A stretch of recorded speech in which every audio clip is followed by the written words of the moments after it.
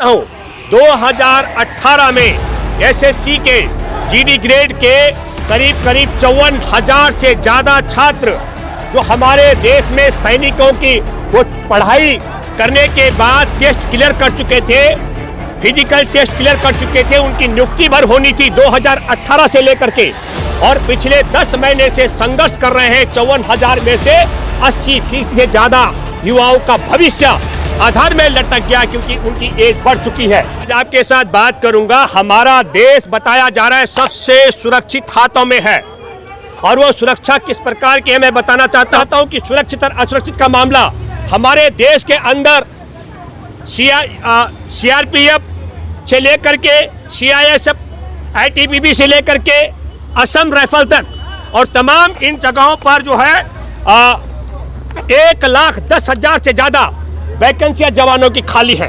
एक तरफ सरकार संसद में बताती है कि 1,10,000 जवानों की जरूरत है हमको सीआरपीएफ में, सीआईएसएफ में, एसएसबी में, आईटीबीपी में, असम राइफल में, और दूसरी तरफ भारत के गरीब किसानों के घर से निकले हुए 54,000 बच्चे जिनमें 80% की आयु ज्यादा हो चुकी है, और फिर कहा जा रहा है हमारा देश सुरक्षित हाथों में है।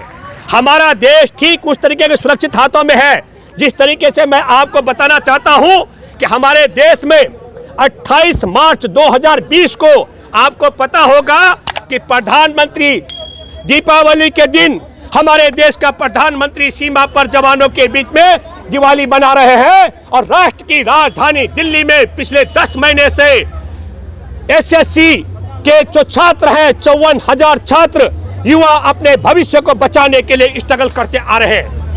मैं मेरे दोस्तों आपके माध्यम से फिर कहना चाहता हूं, कई लोग बार बार सवाल करते हैं, आपने देखा बड़े बड़े विज्ञापन लग रहे हैं, क्या कारण है कि भारत के अंदर 1,10,000 से ज्यादा वैकेंसियां हो और 54,000 छात्र 2018 में लिखित टेस्ट पास कर चुके हो, भौतिक टेस्ट पास कर चुके हो, और उसके बावजूद उनकी नियुक्ति नहीं हो रही हो? कारण बड़ा साफ है, सरकार के खजाने में पैसा नहीं है।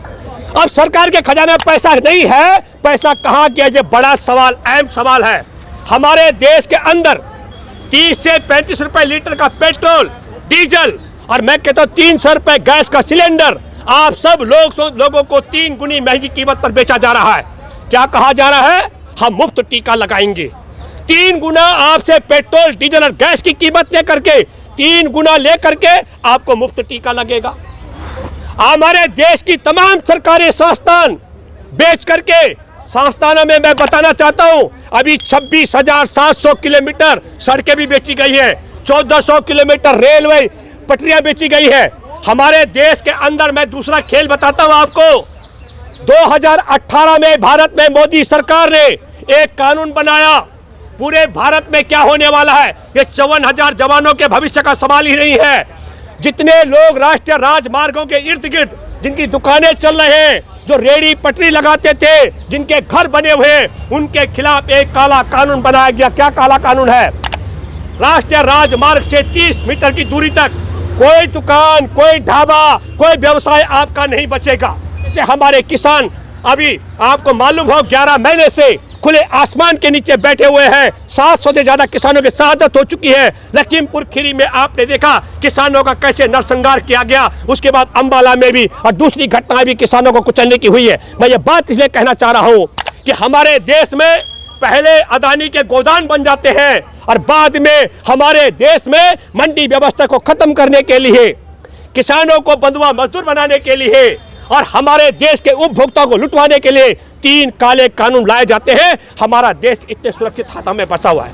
हम फिर आपके माध्यम से कहना चाहता हूं कि सड़क पर किसान और किसानों के बेटे करीब 54,000 युवा पिछले 11 महीने से संघर्षरत हैं। रत्ती भर भी यदि शर्म है, रत्ती भर भी अगर शर्म है नरेंद्र मोदी, तो तुमको ये काम करना चाहे तत्काल इन 54,000 जिन युवाओं का ओवर एज हो रही है, इनके भविष्य को सुनिश्चित करने के लिए जो 1,10,000 वैकेंसियां हैं, उनमें सीआरपीएफ में, सीआईएसएफ में, एसएसबी में, आईटीबीपी में, असम राइफल में 1,10,000 जो वैकेंसियां हैं, उनमें इनको आपको अवसर देना चाहिए। और दूसरा किसानों के जो 3 काले कानून हैं इन्हें वापस कराना पड़ेगा। मैं दावा करता हूं कि इसके पेट में अभी जो फिर दोबारा से चुनाव है उत्तर प्रदेश और बाकी जगह, वहां से भी ये नफरती बीज खत्म होने वाला है। उसको मिटने से बचाने का एक ही तरीका है, 3 काले कानून को वापस कराओ। और जो किसानों के बेटे पिछले 11 महीने से संघर्ष कर रहे हैं, 2018 में एसएससी के